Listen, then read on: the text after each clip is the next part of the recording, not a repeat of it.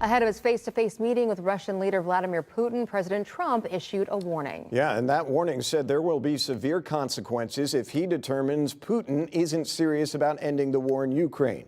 NBC's Yamichelle Cinder has details from Washington. Because the first is I'm going to find out where we are and what we're doing. The president describing what he plans to accomplish when he meets with Russian President Vladimir Putin this Friday in Alaska, as President Trump tries to find a way to end the war in Ukraine. This morning, President Trump speaking to Ukrainian President Volodymyr Zelensky and European leaders. They were not invited to the Alaska summit and are worried that any agreement made there could be disastrous for Ukraine and Europe.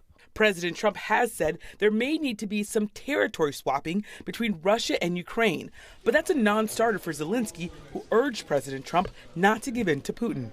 Zelensky insists Russia does not want peace and instead wants to fully occupy Ukraine.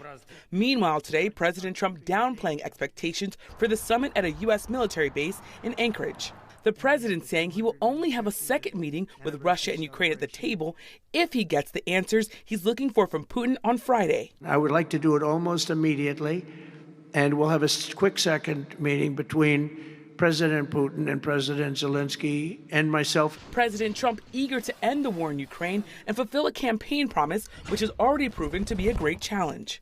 After months of Trump-led efforts that have yielded not a single concession from Russia. And while the president prepares for the Alaska summit, his efforts to tamp down crime in Washington, D.C. are underway. The first round of National Guard troops are now in the streets of the nation's capital.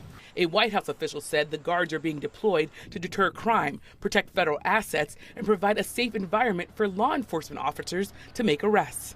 Legally, the president's emergency powers to take control of the D.C. police only last for 30 days, and any extension must be approved by Congress. And today, President Trump said he was going to ask Congress for an extension, and he is confident that he will get that.